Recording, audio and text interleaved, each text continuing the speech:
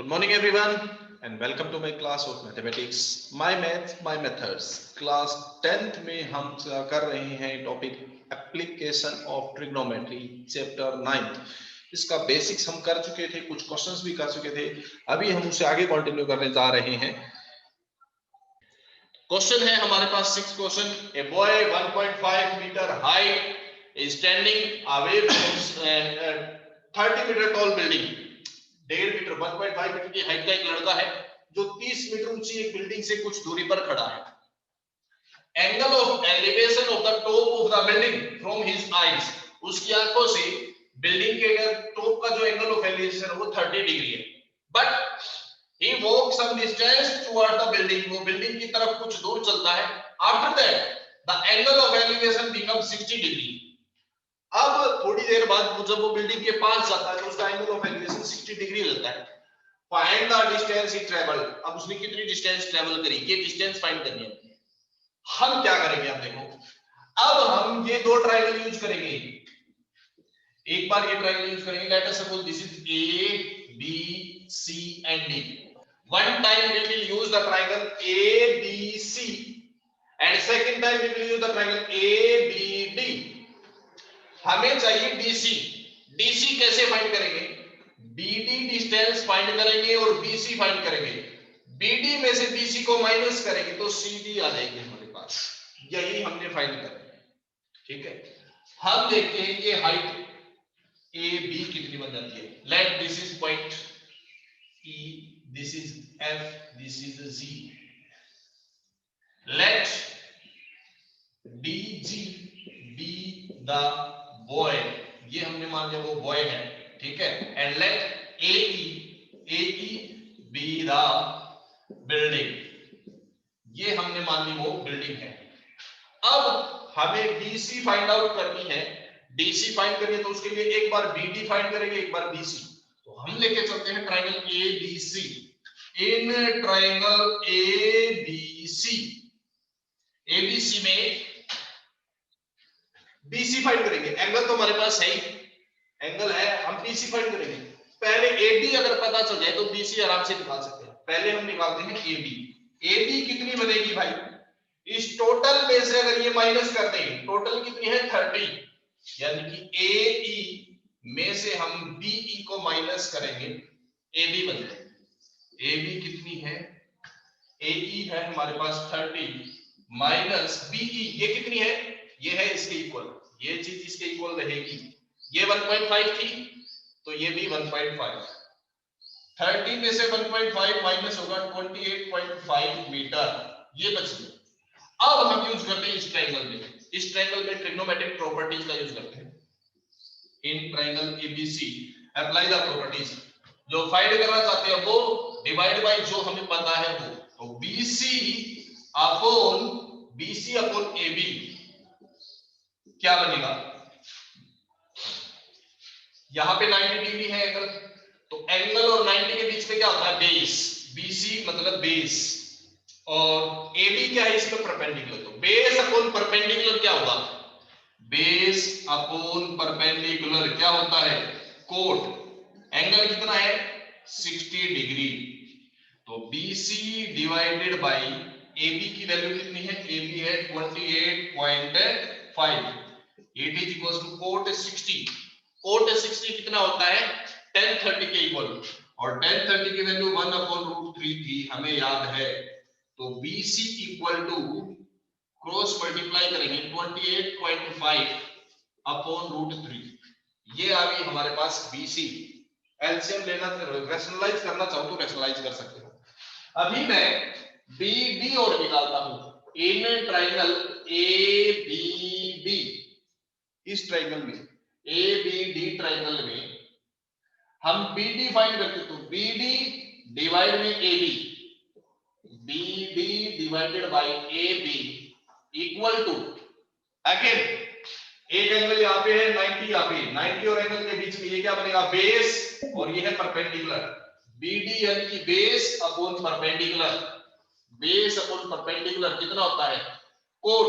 Angle इस बार कितना है? इस बार एंगल है हमारे पास 30, it is cot 30 degree. So BD upon AB थी 28.5 इज इक्वल टू कोट 30 और उसकी वैल्यू होती है √3। इसको मल्टीप्लाई कर देंगे तो BD की वैल्यू कितनी आएगी 28.5 मल्टीप्लाई √3। ये ऊपर रूट है तो इसको भी रैशनलाइज कर देते हैं। इसको रैशनलाइज करेंगे तो क्या हो जाएगा √3 से मल्टीप्लाई √3 से डिवाइड तो 28.5 √3 डिवाइड में 3 से कैंसिल कर दो इसको 3 9 are 27 and 3 5 are 59.5 √3 BC आ गई हमारे पास और BD भी आ गई। अब निकाल दो। नाउ व्हाट इज DC कितनी हो जाएगी ये क्या हो जाएगी इस पूरी BD में से BC माइनस करेंगे तो it is BD minus BC mean DC equal to 28.5 √3 minus BC 9.5 √3 minus कर लो 28 में से 9 माइनस होगा 19 √3। This is the DC distance travelled. √3 की वैल्यू पुट करना चाहो तो वैल्यू पुट कर सकते हो। This is the distance travelled. उसने कितनी डिस्टेंस ट्रेवल करी 19 √3 की वैल्यू रखना चाहो तो 1.732 रख के और इसको मल्टीप्लाई करके निकाल सकते हो। This distance is travelled. So this is the question number 6 exercise 9.1 में 6 क्वेश्चन है। काफी इंपॉर्टेंट क्वेश्चन है, अच्छा क्वेश्चन है। थोड़ा सा आपको ध्यान देना पड़ेगा इस क्वेश्चन में, अपने माइंड का यूज करना पड़ेगा। बिल्कुल सिंपल नहीं कह सकते इसको हम, तो अच्छी तरह से तैयार करें इस क्वेश्चन को। क्वेश्चन 7 है from A point on the ground पे कोई एक पॉइंट है, उस पॉइंट से the angle of elevation of bottom and top of the transmission tower which is situated on a 20 meter high building। Ground में किसी पॉइंट से एक ट्रांसमिशन टावर का बॉटम का और टॉप का एंगल ऑफ एलिवेशन, जो ट्रांसमिशन टावर एक बिल्डिंग के ऊपर बनी है, 20 मीटर की हाइट की एक बिल्डिंग है, height of the building is 20 metre और इस बिल्डिंग के ऊपर एक ट्रांसमिशन टावर लगा हुआ है। अब इस ट्रांसमिशन टावर के बॉटम का angle from this point 45 degree given है और इस ट्रांसमिशन टावर के टॉप का angle from this point 60 degree given है। दोनों के एंगल गिवन है। ट्रांसमिशन टावर के बॉटम का और टॉप का 45 और 60 डिग्री है। बिल्डिंग की हाइट 20 मीटर है।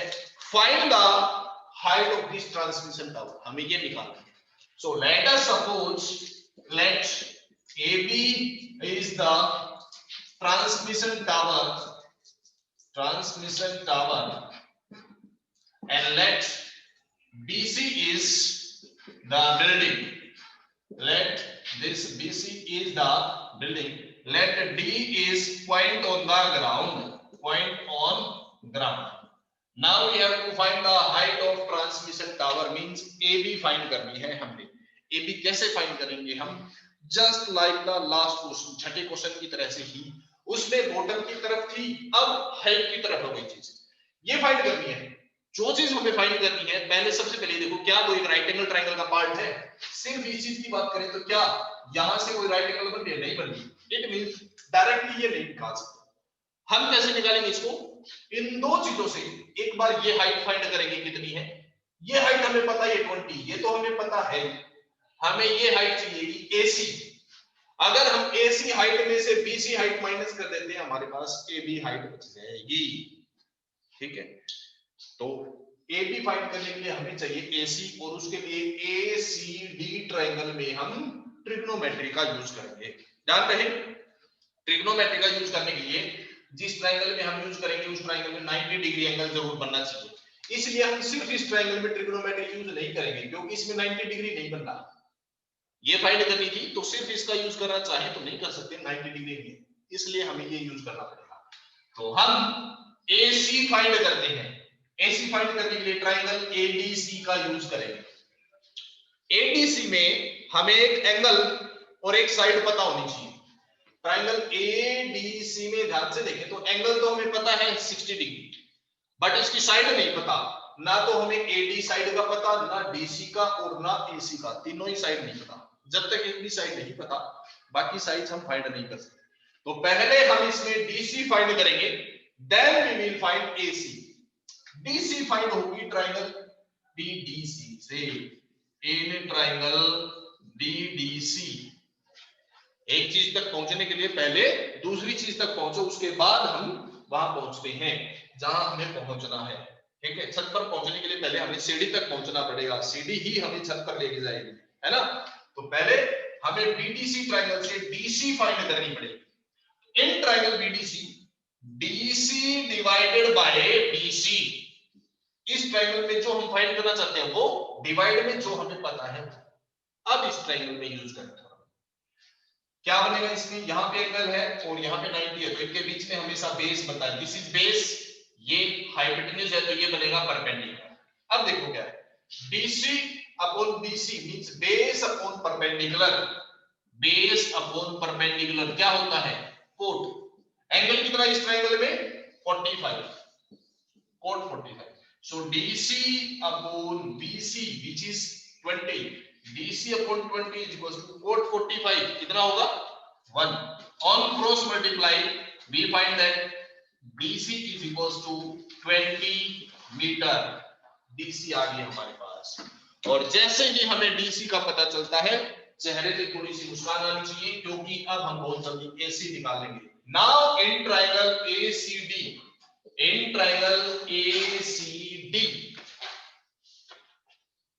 we need to find AC, AC divided by DC, क्योंकि हमें DC पता चल चुकी है, अब हम यूज कर सकते हैं AC divided by DC equals to, अब फिर से देखो क्या बनेगा, टेंजेंट, कोट, सीकेंट, कोसेकेंट क्या बनेगा। फॉर दैट अब इस ट्रायंगल में एंगल यहाँ पे है, यहाँ पे 90 है, तो ये बेस बनेगा, ये हाइपोटेन्यूज और ये perpendicular. AC upon DC means perpendicular upon base, and we know that what is perpendicular upon base, it is tangent, tangent। Angle कितना है इस ट्रायंगल में 60 degree, tangent 60 degree. so AC upon DC which is 20, tangent 60 degree is √3, so AC equal to 20 √3, put up the value of √3 which is 1.732, multiply it, AC आ गई हमारे पास, कितनी आ गई 20 multiplied 2 it is 40, this is 6 4 3 3.464, ये आ जाएगा 3.464, it is 34.64 34.640 AC आ गई। अब निकालो now what is AB, what is the height of transmission tower, total AC minus BC, AC minus BC which is 34.640 minus DC is 20, so we got it is 14.640 meter, this is the height of the transmission tower जो हमें चाहिए, transmission tower की height 14.640 metre, ये हो जाएगी। So this is the question number 7th. Question 8, same question like the previous question, this time a statue is made 1.6 meter tall on a pedestal, pedestal के ऊपर एक स्टैचू बनाया गया जिसकी हाइट 1.6 मीटर है, और from a point on the ground angle of elevation of top of the statue is 1.6 meter and angle of elevation of the top of the pedestal is 45, ये 60 degree है 45, find the height of pedestal, ये निकालना। Same process पिछले ही question की तरह से होगा। तो क्या करते हैं हम, let AB is the statue, AB is statue and let BC is the pedestal, let D is point on the ground, point on ground, ये हमने तीन चीजें एज्यूम कर ली है। We need to find the height of this pedestal. So, first of all, let the height of this pedestal is h. BC is equals to h. हमने assume कर लिया. Now, in triangle, same वही process. एक बार इस triangle में और एक बार इस triangle में, दोनों में use करेंगे. Let this distance is x. In triangle BDC, BDC triangle में h अपॉन x क्या बनेगा, यहाँ पे एंगल है, यहाँ पे 90 है, तो ये बनेगा बेस, एंगल और 90 के बीच में बेस, ये perpendicular, perpendicular upon base, h upon x मतलब परपेंडिकुलर अपॉन बेस, क्या बन जाएगा टेंजेंट। एंगल कितना है 45 degree, means h is equal to x multiply, cross multiply कर दिया, टेंजेंट 45 की value 1, h is equal to x आ गया equation number 1। Now in triangle ACD, in triangle ACD, या आप h और x को भूल जाओ, बेटर है आप इसके नाम से ही कर लो, क्योंकि अलग अलग क्वेश्चन में h और x की वैल्यू अलग अलग होती है तो आप कंफ्यूज हो सकते हो। So take it as its name, हम इसके नेम से ही करते हैं, BC divided by DC, it is tangent of 45 degree, तो BC कितना बन जाएगा यहाँ पे, DC मल्टीप्लाई टेंजेंट 45 और उसकी वैल्यू है 1, means BC is equals to DC आ गया है इक्वेशन नंबर 1, ये लेंथ इसके इक्वल आ गया। अब लगाते हैं इन ट्रायंगल ACD, इसमें भी वही AC upon DC, AC upon DC is equals to क्या बन जाएगा, परपेंडिकुलर अपॉन बेस, अगेन वही टेंजेंट, एंगल है 60 डिग्री, तो AC equal to DC multiply tangent 60 की वैल्यू √3। अब हमें फाइंड करनी है BC, तो DC की जगह पे हम BC लिख सकते हैं, so AC is equals to BC multiplied √3, AC की वैल्यू आ गई। अब हम BC आराम से निकाल सकते हैं, कैसे, AC माइनस AB करेंगे तो BC निकल जाएगी। Now AC is equals to BC and √3,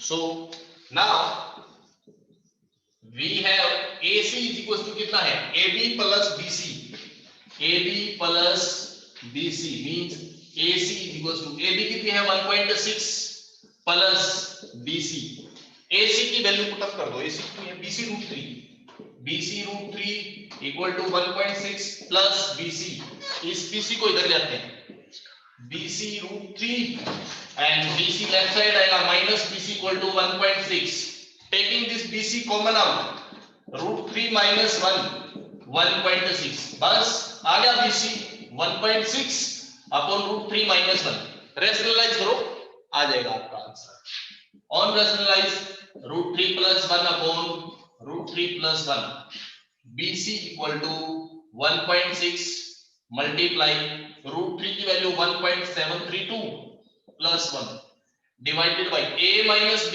into a plus b, 3 minus 1 which is 3 minus 1 कितना हो जाएगा 2, तो ये बन गया 2 से 1.6 को कैंसिल करेंगे 0.8 मल्टीप्लाई ये कितना आ जाएगा 2.732 multiply them, so we got BC इज कितना हो जाएगा 8 into 2 16, 8 into 3 24 and 1 25, 2 56 and 2 58, 5 16 and 5 21, decimal 3 and 1 4 point 2.1856, ये बन जाएगी आपकी हाइट ऑफ पेडेस्टल। ठीक है, तो आज के लिए हम इतना ही करते हैं, नेक्स्ट क्लास में इससे आगे कंटिन्यू करेंगे, तब तक के लिए thank you very much and have a nice day, bye bye.